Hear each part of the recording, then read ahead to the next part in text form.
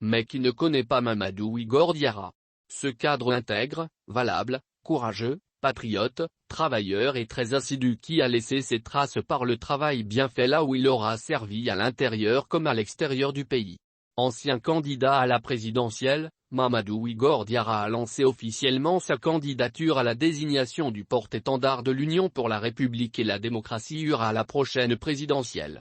Avec ses qualités, ses valeurs intrinsèques et son grande influence dans le monde, ce brillantissime banquier dans son appel à la candidature affiche ses ambitions, ô combien grandes, pour rassembler les Maliens et sortir le pays de l'ornière. Lisez l'intégralité d'un appel à la candidature très sincère, émouvant et rassembleur. La lettre d'appel à candidature vient juste d'être envoyée aux sections et je souhaite en effet que le processus de désignation se déroule dans une bonne ambiance et en toute transparence comme c'était le cas sous la présidence de notre regretté président Cissé. Je ne vous cache pas que certains militants à la base ont souhaité ma candidature dans de nombreuses sections et plusieurs voient le désir souvent même en dehors de mon parti. Avec humilité, je suis très honoré par ces appels qui confirment une espérance de me voir porter une démarche de rassemblement victorieuse.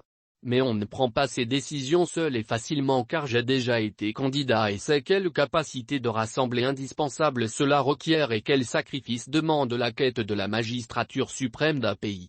Sans cohésion et un grand rassemblement aucun parti ne pourrait être victorieux à une élection. Étant un des vice-présidents du parti j'appartiens également à la base comme militant et ni mon poste de secrétaire général adjoint de la section de Ségou encore moins celui de la sous-section de Marcala ne m'autorise à prendre seul une si importante décision, bien que la candidature soit individuelle. Avant d'arriver au bain, actuellement la question est d'actualité au niveau des sections du parti et nous aurons donc le débat dans ma circonscription à Ségou et vous serez avisés de ce qui en sortira très prochainement. Mais d'ores et déjà, je demeure convaincu et optimiste que l'unité et la cohésion seront préservées et un large consensus se dégagera autour d'un candidat, parce que l'UR regorge des cadres brillants qui sauront trouver les éléments qu'il faut pour éviter toute déchirure. Car le souhait de tous les militants convaincus est de remporter la présidentielle prochaine pour non seulement honorer la mémoire de Soumaïla Cissé, mais aussi et surtout sortir le Mali de la gravissime crise. Nos comment. Aussi, contrairement à beaucoup de prétendants à la candidature du parti, Mamadou Igor Diarra a une parfaite connaissance des batailles électorales puisqu'ayant été candidat lors de l'élection présidentielle de 2018. Cette joute électorale lui a permis d'acquérir de l'expérience qu'il pourra mettre à la disposition du parti. Celle-ci combinée à celle du parti donnera une chance certaine à l'UR pour remporter la prochaine présidentielle. En tout cas, plusieurs arguments militent en faveur de l'homme au contraire à plusieurs prétendants candidatures internes.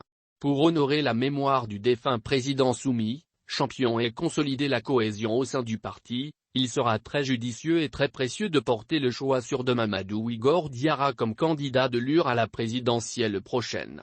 Homme de dossier, l'ancien ministre de l'économie et des finances est craint pour sa propension à dire tout haut ce que les autres pensent tout bas. Compétent, il est réputé très discret. Partout où il a servi, ses collaborateurs retiennent de lui sa rigueur, son franc-parler et son attachement à ses convictions. Mamadou Igor Diarra jouit d'une réputation irréprochable sur le double plan professionnel et social. Et selon de nombreux analystes politologues, il est celui qui pourra perpétuer la mémoire du très regretté soumis champion en donnant l'espoir aux Maliens, si cher à ses yeux.